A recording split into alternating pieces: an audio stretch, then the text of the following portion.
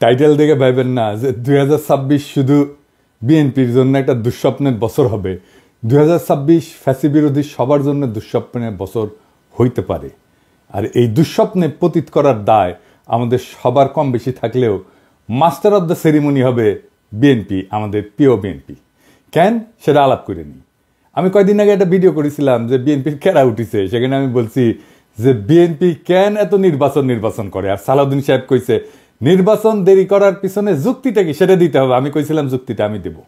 তো কেরা উঠলে বুঝছেন তো কোন কেরা, ওইটাই। ওই কেরাতে মানুষ যেমন উত্তেজিত হইয়া যায়, তেমন বিএনপি 2025 সালে খুব উত্তেজিত হয়ে উঠছে। এই উত্তেজনার স্বপ্ন দোষ হবে 2026 সালে।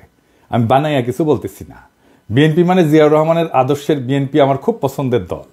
আর হাসিনার ফ্যাসিস্ট আগ্রাসন থেকে সবচেয়ে বেশি মাইর খেয়া কিচ্ছু করতে না পারার দল হইল বিএনপি। এরা মাইর খেয়েছে ছাত্রদের কারণে, আজকে তাদের জীবন বাঁচাইতে পারছে। দেখেন রিজভী ভাই কি বলে। ভেঙে বিশেষ করে স্কুল কলেজের মাসুম বাচ্চারা নিজেদের জীবন দিয়ে রক্ত ঝরিয়ে আমাদের কাছকে মুক্ত করেছে, গোটা জাতিকে মুক্ত করেছে।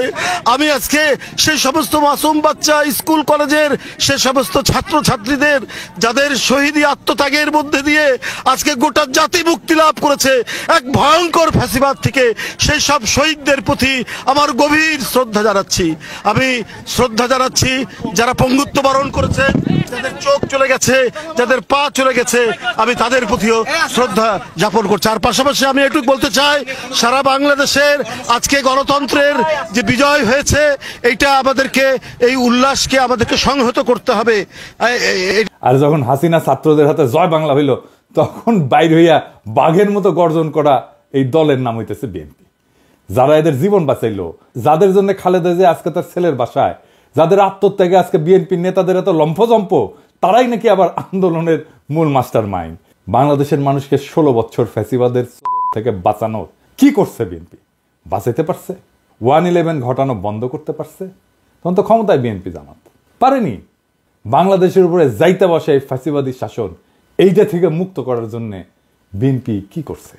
তা ওনারা বলেন ওনারা মাস্টার মাইন্ড। তা অনেকের মধ্যে একজন না, অন্যতম না, একমাত্র মাস্টার মাইন্ড। শুনেন, 16টি বছর ধরে বিএনপিকে নিশ্চিহ্ন করতে চেয়েছে হাসিনা, আর জনাব তারেক রহমান কি বিচক্ষণতার সঙ্গে বিএনপিকে রক্ষা করেছে। শুধু রক্ষা করেছে এটা বললে ভুল হবে। কার্যকর আন্দোলন গড়ে তোলার জন্য যা যা করার দরকার, এই আন্দোলনের একমাত্র মাস্টার মাইন্ড হচ্ছে জনাব তারেক রহমান। এটা যদি কেউ ব্যাখ্যা করে বোঝাতে হয় তাকে, তাহলে একটু অসুবিধা। এই কথায় এখন আর হাসি পায় না। আমি হাসে কি করুম? পাবলিকই তো হাসতে হাসতে শেষ। তো বিএনপির কাছে আমার প্রশ্ন, আপনারা যদি আন্দোলনের মাস্টার মাইন্ড হবেন, তাহলে আপনাদের 31 দফার একটা দফাতেও এই জুলাই আগস্ট বিপ্লবের আন্দোলনের শহীদদের, আহতদের নিয়ে কোনো দফা নাই কেন? 1971-এর মুক্তিযোদ্ধাদের নিয়ে তো 21 নম্বর দফা আছে। তাদের তালিকা করবেন, স্বীকৃতি দেবেন। 2024-এর স্বীকৃতি কোথায়? তাদের পুনর্বাসন কোথায়?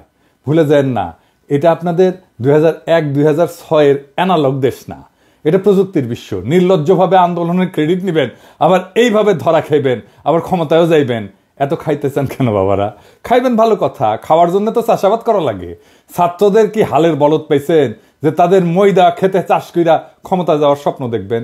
এই স্বপ্ন আপনার স্বপ্ন দোষ হবে 2026 সালে। চলেন দেখি কেন। 2026 বাংলাদেশের জন্য খুবই জটিল, খুবই কঠিন, খুবই অনিশ্চিত একটা বছর হবে। বাংলাদেশের মানুষকে হাসিনা সরকার উন্নয়নের যে মূলা দিছিল, ওই মূলা খেত দেখা 2021 সালে আমাদেরকে অনুন্নত রাষ্ট্র থেকে উন্নয়নশীল রাষ্ট্রের মর্যাদা দেওয়া হয়েছিল। মর্যাদা না, কিন্তু এই উন্নয়নশীল রাষ্ট্র হিসেবে বাংলাদেশের জন্য অপেক্ষা করতেছে কি কঠিন চ্যালেঞ্জ। সব চ্যালেঞ্জের কথা আজকে কমু না, তবে আমরা মাঝে মাঝে বিএনপির এইভাবে পরীক্ষা নিব। আপনাদের প্রথম চ্যালেঞ্জ হইলো না, সব চ্যালেঞ্জের কথা আজকে কমু না, আজকে কয়েকটা চ্যালেঞ্জের কথা কমু, বাকিগুলো খুঁজে বের করেন। আপনারা তো বহুত বুঝেন, সবার থেকে বেশি বুঝেন। আমাদের প্রথম চ্যালেঞ্জ হলো 2026 সাল থেকে আমরা ইউরোপিয়ান বাজারে জিএসপি প্লাস পাবো না। জিএসপি হইল সেই মেকানিজম যেটা দিয়ে ইউরোপিয়ান বাজারে আমাদের পণ্যের, বিশেষ করে গার্মেন্টসের শুল্কমুক্ত প্রবেশ নিশ্চিত করা হয়। এর মধ্যে অন্যতম হইল তৈরি পোশাক শিল্প। 2026 সালে জিএসপি প্লাস পাওয়ার অন্যতম শর্ত হইল সুশাসন, কলকারখানার শ্রমিকদের অধিকার নিশ্চিত করা। সুশাসনের কথা কইলাম না, ওইটা আপনারা কেমন পারবেন সেটা 2001-2006 সালের কথা মনে আছে, কিন্তু কলকারখানার শ্রমিকদের অধিকার নিশ্চিত করতে আপনারা যে পরিকল্পনা দরকার সেটা আপনাদের নাই। কেন জানেন? আপনারা হইলেন ব্যবসায়ী আর বুর্জাদের নিয়ে তৈরি দল। গরিব মানুষরা রক্ত দেয় আর বড় লোকরা মাখন খায়। আপনাদের যারা জনগণের সাথে সম্পৃক্ত ছিল তাদের কি অবস্থা আমি একটু পরে দেখাবো। হ্যাঁ, কি অবস্থা, বের করে দেন, নয়তো মেরে ফেলে, পিঠে মরে যায়, বনে বাজারে ঘুমায় বেড়ায়। ঢাকায় এসে রিক্সা চালাইছে যে সমস্ত লোকেরা, দারোয়ান হয়েছে, পাঠাওয়ে কাজ করছে, তাদের কোনো খবর থাকে না। সবাই আইসা তখন টেকার লোভে জড়া হয় আশেপাশে, অর্থলোভী এলিট। আর এই রাসেলের মতো লোকেরা আপনাদের দলে ফিরতেছে, নতুন এসালম হয়ে উঠতেছে। আপনাদের এক্সাম্পল দিই, আপনাদের তৃণমূলের নেতাকর্মীদের কি অবস্থা, আপনাদের যুব দলের নেতারে আর্মি পিটায় মেরে ফেলাইলো, দেখছেন বাচ্চাগুলোর কি অবস্থা? অথই পাথারে পড়ছে এই পরিবারটা। ভাই, এই দলের রাজনীতি করেন, এই দলের হয়ে আমার পেজে ঝাঁপায় পড়েন জিজ্ঞাসা নিয়ে, এই পরিবারের খোঁজ দিয়ে আমাকে জানান, এই পরিবারের সব দায়িত্ব আমি নেব। জি না, আমার টাকা নাই, আমি বড় লোক কেউ না, আমার বাপের জমিদারি ছিল না, ভিক্ষা করবো সবার কাছে, আমার ভিক্ষা দিতে কোনো গ্লানি নাই। একটা লোক সারা জীবন বিএনপির রাজনীতি করে গেল, আর্মির পিটানিতে জীবন গেল, তার পরিবারকে বাঁচানোর জন্য পিনাকি ভিক্ষা করবে, আর পিনাকি শেষ জীবনে অপবাদ নেবে যে ভিক্ষা করার টাম করে কোটি কোটি টাকা আত্মসাৎ করেছে। আমি এগুলো জানি, হ্যাঁ এগুলো জানি, এটাই বাংলাদেশ। হ্যাঁ বুঝছাও। যাই হোক, আমার খোঁজ দিয়েন, এই পরিবারের দেখভাল করার দায়িত্ব যেন আমাকে দেন খোদা তাআলা, এই তৌফিক যেন দেন, ওনার পরিচয়টা দিয়েন, আমার সাথে যোগাযোগ করাই দিন। এই বিএনপিতে অলিগার্ক ভিড়তেছে না, এদের টাকা কামানোর একমাত্র উপায় হইল শ্রমজীবী মানুষের শোষণ। এরা তো শ্রমিকদের বেতন দিবে না, কলকারখানায় উন্নত কাজের পরিবেশ তৈরি করবে না, কারণ এইগুলা করলে তো টাকা কামাবে কেমনে। তাই আমরা বিএনপির ক্ষমতায় আসলে জিএসপি প্লাস পাবো না, লিখে রাখেন। আর আমরা ইউরোপিয়ান বাজারে আমাদের যে অ্যাডভান্টেজ ছিল, পণ্যের যে অ্যাডভান্টেজ ছিল, আমরা যে দাম দিতে পারতাম সেটা আমরা দিতে পারবো না, সেটা হারাবো, লিখে রাখেন। আর একটা চ্যালেঞ্জ হইল 2026 সাল থেকে আমাদের উপর আন্তর্জাতিক কপিরাইট আইনের প্রয়োগ শুরু হবে। এর মানে কি জানেন? সব কিছুরই কপিরাইট আছে, বুঝছাও, সব কিছুর। ওই কপিরাইটে ফ্রি দিতে হয়। বইয়ের যেমন কপিরাইট থাকে, আমি অবশ্য বইয়ের কপিরাইটের ফি পাই না, আমি কপিরাইট ছেড়ে দিচ্ছি। সেজন্য দেখেছেন না মেলা বই আবার ছাপা হয়ে খালি বিক্রি হয়, কিন্তু এটা পয়সাকালে আমি পাই না। এইরকম কপিরাইট আছে পৃথিবীর সব জিনিসের উপরে, ওষুধের উপরে আছে। এই কপিরাইটের যখন প্রয়োগ শুরু হবে তখন ওষুধের কপিরাইটের ফি আমরা এখন দেই না, সেজন্য আমাদের দেশে ওষুধের দাম কম। এই কপিরাইট আইন প্রয়োগ শুরু হলে প্রথম ভিকটিম হবে আমাদের ওষুধ শিল্প। আজকে গরিব মানুষ যে ওষুধ 10 টাকা দিয়ে কিনে খেতেছে তার দাম হবে 500 টাকা। আমাদের তখন ওষুধ উদ্ভাবনের যে সূত্র, তার জন্য রয়্যালটি দিতে হবে, কপিরাইট ফি দিতে হবে। অলরেডি আসন্ন দাম বাড়ার সাথে মানুষের অভ্যাস তৈরি করে নেওয়ার জন্য আইএমএফ ওষুধের দাম বাড়ানোর জন্য পরামর্শ দিছিল এবং ভ্যাট প্রয়োগ করছিল। আমরা দাবরানি দিছি, প্রফেসর ইউনূসের সরকার তাৎক্ষণিক সিদ্ধান্তে বাতিল করছে। আমরা ধন্যবাদ জানাই। অবশ্যই এইরকম জনমুখী সিদ্ধান্ত বিএনপি নিতে পারবে না, কারণ তাদের তো ব্যবসায়ী ক্লাবকে টাকা কামানোর ধান্দা করে দিতে হবে। অর্থাৎ বিএনপি ক্ষমতা আসলে 2026 সালে ওষুধ রপ্তানি বাদ দেন, দেশের মানুষকে কম দামে বা এখনকার দামে ওষুধ সরবরাহ করতে পারবেন না আপনারা। দেখেন আব্দুল মুক্তাদির কি বলেন, উনি ইনসেপ্টা কোম্পানির মালিক, আমার কালে বস ছিলেন ক্ষুদ্রকালে। 26-এর পরে আমাদের দেশে আর প্যাটেন্টেড ওষুধ তৈরি করতে পারবো না। সেগুলির জন্য আমাদেরকে রয়্যালটি দিতে হবে এবং অনেক ওষুধের দামই এমন হতে পারে, যেমন একটা এক্সাম্পল দেই আপনাদেরকে। আপনারা যদি হেপাটাইটিস সি এর আমরা যে ওষুধটা বাংলাদেশে তৈরি করি সেটার দাম হলো মাত্র $6, আর সেটা বাইরে বিক্রি হয় $1000 একটি ট্যাবলেট। তাহলে আমরা যেটা $6 বাংলাদেশে দিচ্ছি ওটা $1000 তো মানুষ খেতে পারবে না, এবং একটা ট্রিটমেন্ট হলো 87টা ট্যাবলেট খেতে হয় একবারে। তো বাংলাদেশের কোন লোক হেপাটাইটিস সি হলে পারে $87,000 দিয়ে এটা খেতে পারবে? দেখেছেন কি ধাইয়া আসতেছে। এরপরের চ্যালেঞ্জ হইল বিদেশিরা আমাদের যে সহজ শর্তে ঋণ দেয় সেটা বন্ধ হয়ে যাবে। আমাদের তখন উন্নয়ন বাজেটের ঘাটতি মোকাবেলা করতে বাণিজ্যিক হারে বৈদেশিক ঋণ নিতে হবে। তাইলে বুঝতে পারতেছেন সুদ দিয়া ঋণ নিতে হবে। ওই টাকাটা আমরা কেমনে পাবো? ওই টাকাটা উপার্জন করবো কত? উপার্জন করে তো সুদ শোধ দিতে হবে। আভ্যন্তরীণ অর্থনৈতিক সক্ষমতা তৈরি করে তারপরে ওই সুদটা শোধ দিতে হবে। এটা কেমনে করবেন আপনারা জানেন? আপনাদের কাউরে তো কোনোদিন এইসব নিয়ে কথা কইতে দেখি না। এইসব ফাও মজা করার দিন শেষ। বিএনপির যারা ভাবতেছেন যে ক্ষমতা এসে 16 বছরে ক্ষুধা মিটাবেন, তাদের জন্য এক বালতি সমবেদনা রইল। এইরকম প্রস্তুতি নিয়ে ক্ষমতা আসলে পাবলিক টাইনে নামায় দিবে যদি দায়িত্ব নিতে না জানেন। 4 নম্বর হইতেছে আমেরিকান সাহায্য বন্ধ হয়ে গেছে সারা দুনিয়ায়। আমাদের তৃতীয় সাহায্যদাতা দেশ ছিল আমেরিকা এই ট্রাম্প আসার পরে। 1 আর 2 নম্বর হইতেছে জাপান আর ইংল্যান্ড। 2022 সালে কত টাকা দিছিল আমেরিকা তারা জানেন? আমেরিকা, শুধু আমেরিকা $32 বিলিয়ন। এই টাকাটা হাওয়া হয়ে যাবে, কই পাবেন সেটা? $32 বিলিয়ন তো লাগবে, তাইলে কেমনে সামাল দেবেন? কোত্থেকে পাবেন? আমাদের পাশা ঢাকতে সামনে উদাম হয়, আর সামনে ঢাকতে পাশা উদাম হয়। পারবেন এই টাকার বিকল্প যোগান দিতে? পারবেন না ভাই। দেখেছেন তো IMF $4-5 বিলিয়ন দিতে কিরকম প্যারাপ্যারি করে। $32 বিলিয়ন কোটি থেকে পাবেন। তবে এইসব চ্যালেঞ্জের সমাধান আমাদের জানা আছে, কারণ আমরা গত 10 বছর যখন হাসিনারে খেদানোর আন্দোলন করেছি, তখন আমরা এটা নিয়ে কাজ করে রাখছি, ঠিক করে রাখছি। হাসিনা জয় বাংলা হইলে আমাদের কি কি করা লাগবে, এই সংকট মোকাবেলা করার জন্য কি কি করা লাগবে, সেটা আমাদের প্ল্যান করা আছে। তার প্রথম পদক্ষেপই ছিল প্রফেসর ইউনূসের মতো বিশ্ববরেণ্য ব্যক্তিকে প্রধান উপদেষ্টা পদে বসানো। আলহামদুলিল্লাহ আমরা এটা পারছি, উনি রাজি হয়েছেন। তিনি এমন একজন মানুষ যার আন্তর্জাতিক খ্যাতির কথা বিবেচনা করে বিশ্ব নেতারা আমাদের অভূতপূর্ব সুযোগ দেবেন এবং দিতেছেন। ট্রাম্প সব সাহায্য বন্ধ করে দিলেও রোহিঙ্গা ক্যাম্পে সাহায্য বন্ধ করে নাই। কাদের কারণে? আমাদের সরকারের কারণে, প্রফেসর ইউনূসের কারণে।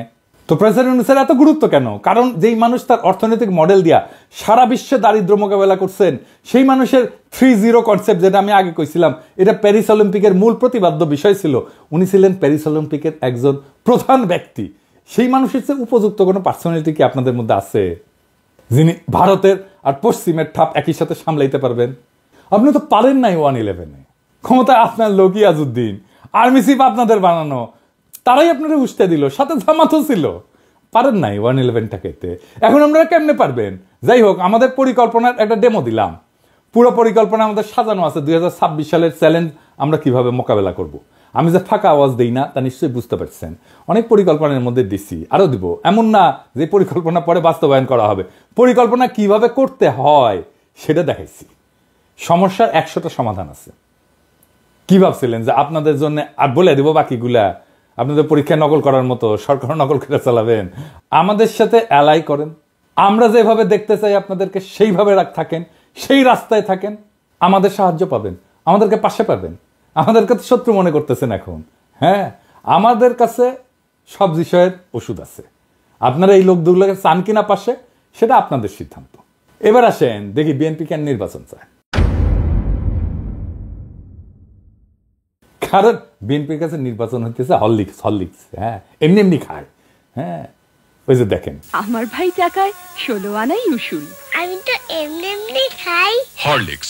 বিএনপির নির্বাচন এমনি চায়, মানে বুঝে না কেন চায়। আসল কথা হইলো, বিএনপিকে নির্বাচনের জন্য চিল্লাইতে বুদ্ধি দিচ্ছে তাদের নয়া বন্ধু ভারত।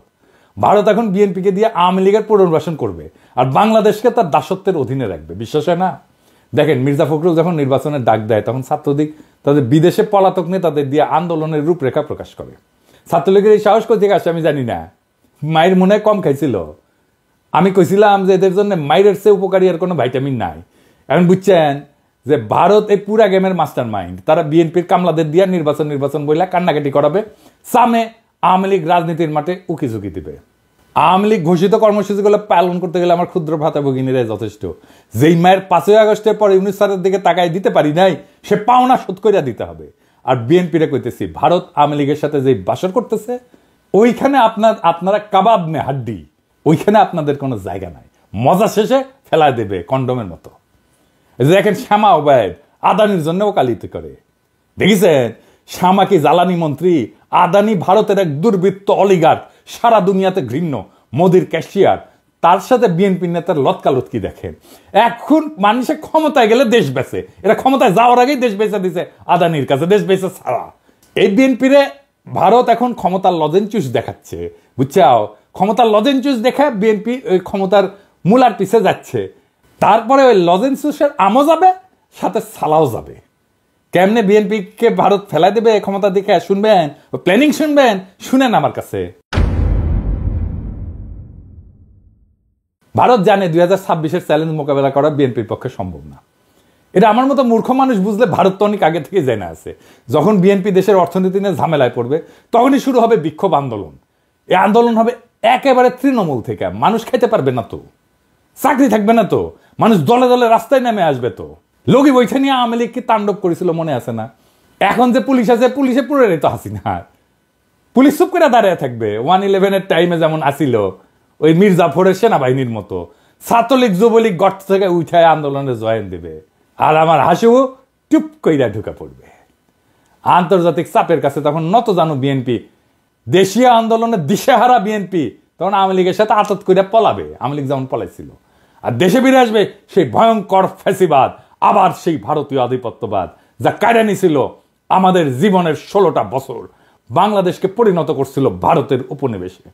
যারা কায়রা নিছিল বর্বর ভাবে আমাদের হাজার হাজার সন্তানদের জীবন, যারা আমাদের 25,000-এর মতো ছাত্র জনতাকে আহত করে চিরজীবনের জন্য পঙ্গু আর দৃষ্টিহীন করে দিছে, সেই আবু সাইদ মুগ্ধ ওয়াসিমদের রক্ত শুকানোর আগেই যেই দল নির্বাচন করে মুখে ফেনা তুলে ফেলাইতেছে, তারা আর যাই হোক দায়িত্ব নিতে পারবে না।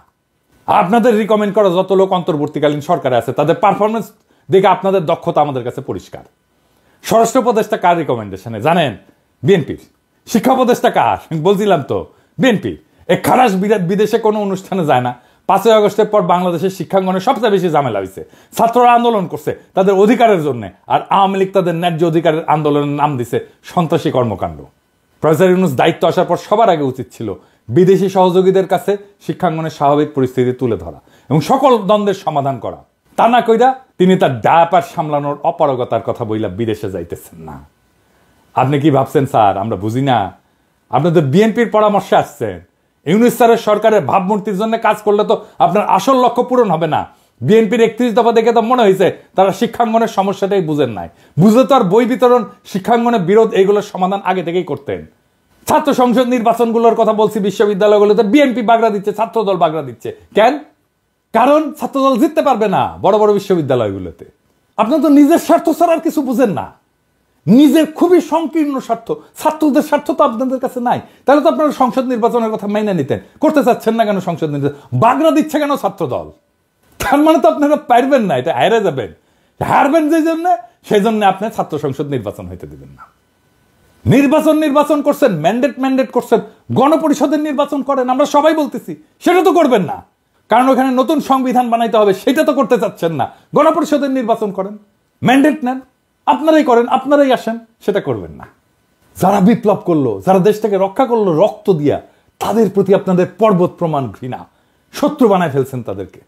আপনার 31 দফা দিচ্ছেন, এটা নিয়ে একটা ভিডিও দিব, দাঁড়ান। দিতেছিলাম না নেহায়ত মায়া করে, এতদিনের রাজপথের সহযোদ্ধা কেমনে কঠোর কথা কই। কিন্তু আপনারা এমনভাবে অন্তর্বর্তীকালীন সরকারের উপর ঝেপে পড়েছেন যে না দিয়া তো উপায় নাই। 71 টিভিতে যাইয়া রুমিন ফারানা এই 71 টিভির দুর্বৃত্ত আওয়ামী ফ্যাসিস্ট এনাবলার সে একটা বদমাইশের সাথে বৈশা কেমনে শফিকের সাথে কথা বলে শুনেন। ব্যর্থতা কি দেখলেন? আমি তো এটা ব্যর্থতা অনেকগুলো ডেটা আছে, সব জায়গায় সফল হওয়া যায় না। না ব্যর্থতা কিছু অংশ স্বীকার করবেন না, জার্নালিজম করেন না। ব্যর্থতা কিছু অংশ স্বীকার মানে 100-তে 100 পেতে চান। 100-তে 100 না না, আমি এটা বলছি না, আমি 90 বলি না। কিছু জায়গায় ব্যর্থতা আছে, কিন্তু আপনাদের উপদেষ্টারা তো নিজেকে নিজে মার্কিং করার সময় 3-4 দিতে পারছেন না 10-এ। আমি জানি না, আমি চিফ অ্যাডভাইজারের অফিসকে রিপ্রেজেন্ট করে আমি সে আলোকে বলছি। ওকে, দেখেছেন 71 টিভির সাথে বিএনপি এক হইয়া গেছে, দেখছেন? শফিক তো ভদ্র মানুষ, ছোটখাটো মানুষ।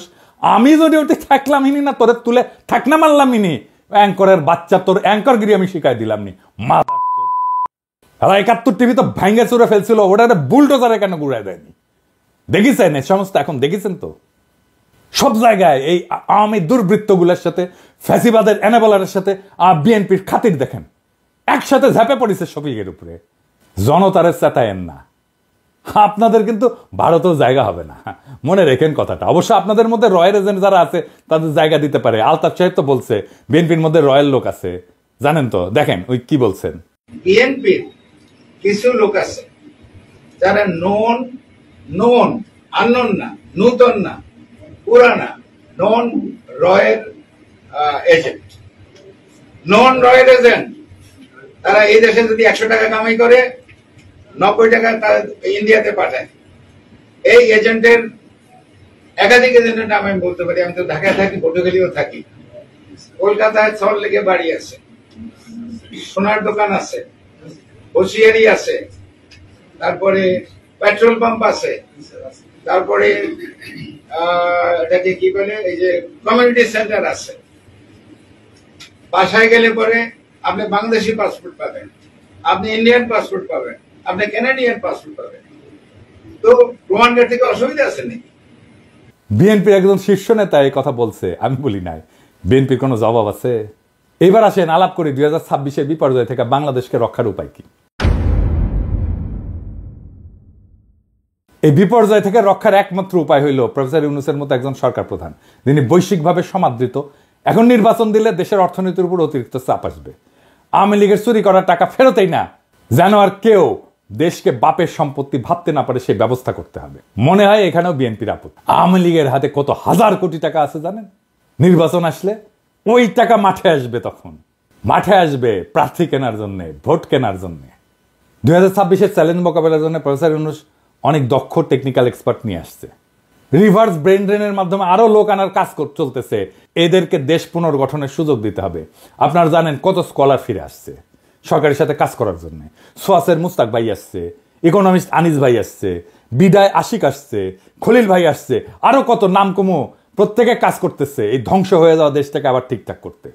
জুলাই গণহত্যার বিচার শেষ করতে হবে। আপনারা 31 দফায় যেহেতু এগুলো রাখেন নাই, তাই আপনাদের উপরে আমাদের কোনো ভরসা নাই। আগামীর যুগ জেনারেটিভ এআই এর যুগ। আমাদের তথ্য প্রযুক্তি খাতে অনেক দক্ষ লোক দরকার। হাসিনার চুরির অত্যাচারে এমন দক্ষ যত লোক দেশ থেকে চলে গেছে তাদেরকে আবার আমরা ফিরে আনবো। বাংলাদেশের তরুণ ইমরান যে স্ন্যাপচ্যাটের মতো কোম্পানির সিও, ওইরকম অনেক লোক আমরা দেশে আনার কাজ শুরু করব।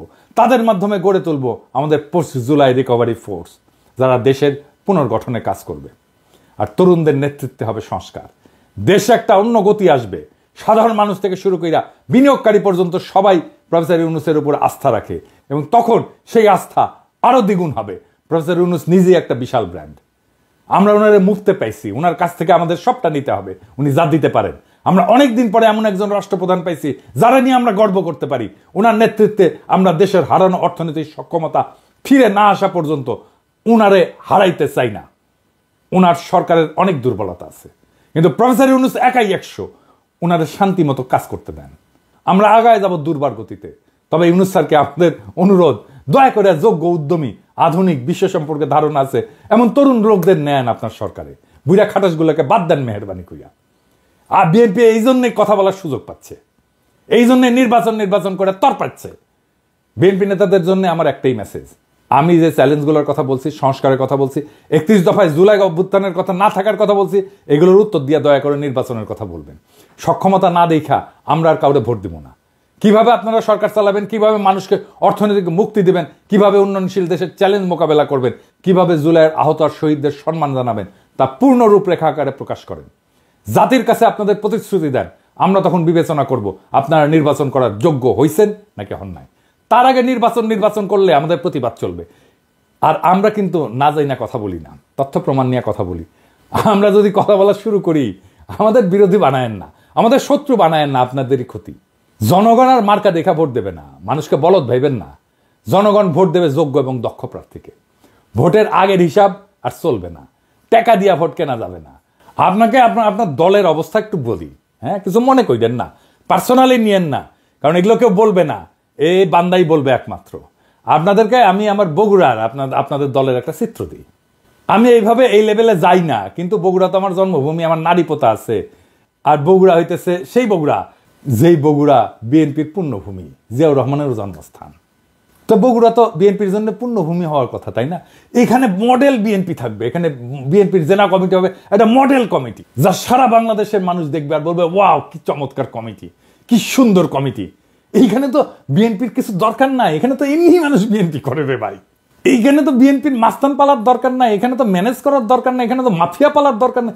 এমনি বগুড়ার মানুষ বিএনপি করে, বগুড়া মানুষের নিঃশ্বাসে বিএনপি। এইখানে আপনি নেতা কি দিচ্ছেন আমরা দেখি, হ্যাঁ, নেতা কি দিচ্ছেন? রেজাউল করিম বাদশা বগুড়া জেলা বিএনপির বর্তমান সভাপতি, সাবেক বগুড়া পৌরসভার মেয়র। বাদশার ছোট ভাই আছে কয়েকজন। 1 নাম্বার হইতেছে টোকন, মোহন, খোকন, নয়ন, জয় এবং দীপন। আমরা একে একে প্রত্যেকের আমলনামা দেখি। টোকন সাবেক 2 বারের প্রেস ক্লাবের সভাপতি, একবার বগুড়ায় এমপি ইলেকশন করছে আওয়ামী লীগের মনোনীত প্রার্থী হিসেবে।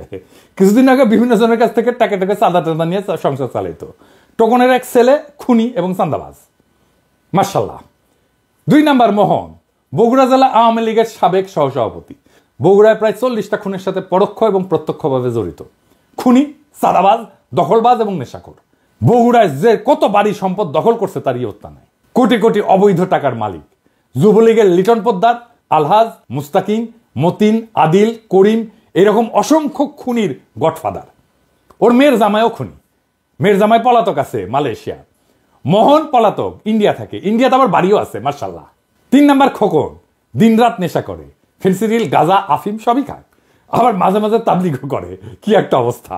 4 নাম্বার নয়ন, 3 বারে বগুড়া প্রেস ক্লাবের সভাপতি, মার্শাল্লাহ, লেখাপড়ায় খুবই ভালো, শুধু HSC পাস, এর উপরে আর 5 দিবার পারেনি, বর্তমানে পলাতক। 5 নাম্বার জয়, শহর যুবলীগের সভাপতি, হিরোইন খোর, রাত হইলে বাসা ফেরার জন্য রাস্তা দিয়ে হাঁটতে পারে না, এমনই দুলে, সে দেওয়াল ধরে ধরে রাত হইলে হাঁটে। আমার কথা না, বগুড়ার মানুষের কথাই শুনেন। দীপন 6 নাম্বার, ফেন্সিডিল খোর, ফেন্সিডিল বিক্রেতার কাছ থেকে মোহনের ভাই হিসেবে ফ্রি ফেন্সিডিল পায়। বগুড়ার মানুষ এই দুর্বৃত্ত পরিবারের কাছে জিম্মি, এক ভাই বিএনপি, এক ভাই আওয়ামী লীগ, এক ভাই যুবলীগ, 2 ভাই হাসিনার চাটুকার সাংবাদিক। এদের বাপের নাম আলম দারোগা। এ কিন্তু বগুড়ার স্থায়ী বাসিন্দাও না, এই আলম দারোগা বরিশালের মানুষ, সিপাহী থেকে দারোগা হয়েছে, বগুড়ায় রিটায়ার করছে, রিটায়ারের পরে নোট বইয়ের ব্যবসা করতো, বাদশাহ মোহনও নোট বইয়ের ব্যবসা করতো। ভাই এই লোকের বগুড়ার প্রতি বিন্দু মাত্র কমিটমেন্ট আছে? বগুড়ায় জাহান নামে যা কর কিছু যায় আসে, তো বগুড়ার লোকই না রে ভাই। এই বাদশাহ 5ই আগস্টে বহু আওয়ামী লীগ যুবলীগ নেতার কাছ থেকে টাকা নিয়ে তাদের সম্পদকে রক্ষা করছে, তাদেরকে রক্ষা করছে। বিশেষ করে আলহাজের কাছ থেকে নাকি 1 কোটি টাকা নিছে, যে ওর বাসায় আগুন ধরে গেছিল, ওই আগুন লাগানোর চেষ্টা করছিল, আবার ওই 1 কোটি টাকা নিয়ে আগুন লাগায় নেই আর কি। বিএনপির নতুন নেতা দেন, এই লোক বিএনপির নেতা থাকলে বিএনপিকে আমাদের বলতে হবে কেন এই লোক বিএনপির জন্য বগুড়াতে অপরিহার্য। মানে একই পরিবার বিএনপি আওয়ামী লীগ ভাগ হইয়া সারা শহরে রাহাজানি করবে, আর জনগণ মুখ বুঝা সহ্য করবে? হ্যাঁ, এত বোকা ভাবেন বগুড়ার লোককে? এই পরিবারের কাছ থেকে বগুড়ার মানুষকে রক্ষা করতে হবে। জানি না বিএনপির কাছে এই দুর্বৃত্ত পরিবার কেন এত পছন্দের। এই লোক বগুড়ার নেতৃত্ব দেবে, এর নেতৃত্ব বগুড়ার মানুষকে মাইনা নিতে হবে। এত তুচ্ছ ভাবেন বগুড়ার মানুষকে?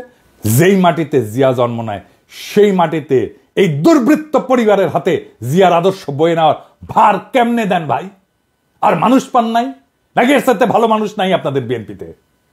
আমরা একটা শুদ্ধ বাংলাদেশ চাইছিলাম, তার জন্য আমাদের সন্তানেরা অকাতরে জীবন দিছিল, একই পাক চক্রে ঘুরপাক খাওয়ার জন্য তারা জীবন দেয় নাই। আমরা চাই বিএনপি নতুন সময়ের দিশা দিক, মানুষের এই বিপ্লবী আকাঙ্ক্ষাকে ধারণ করুক। আমরা একটা নতুন বাংলাদেশ চাই। আপনাদের দল পরিশুদ্ধ করেন, দেশের অর্থনীতি গতিশীল করে সব চ্যালেঞ্জ মোকাবেলা করে প্রফেসর ইউনূস যথাসময়ে নির্বাচন দিবেন। এইটা মেহেরবানি করে ওনার উপরে ছাইরা দেন, ওনার বিবেচনার উপরে। আমরা দেশবাসী ওনার উপরে আস্থা রাখছি, আপনারাও রাখেন। দেশবাসীর মুখোমুখি দাঁড়ায়েন না মেহেরবানি কইরা। আপনারা আমাদের সহযোদ্ধা, আমরা ছাত্রদের নেতা মানছিলাম, এবার আপনারাই আমাদের নেতা হইয়া ওঠেন, নেতার মতো আচরণ করেন। নেতাদের আকাশের মতো উদার হইতে হয়। নেতা সেই যে নিজে কাঁদে অন্যকে কাঁদায় না, নেতা সেই যে কোনো কিছুর আকাঙ্ক্ষা করে না, নেতা সেই যে জনগণের সব কষ্টকে সব দুঃখকে নিজে আপন কইরা নিতে পারে, নেতা সেই যে সবচেয়ে দুর্বল মানুষের আশ্রয় হয়ে উঠতে পারে। নিজেকে প্রশ্ন করেন সেই জায়গায় আসছেন কিনা, না আসতে পারলে অপেক্ষা করেন। ইনকিলাব জিন্দাবাদ।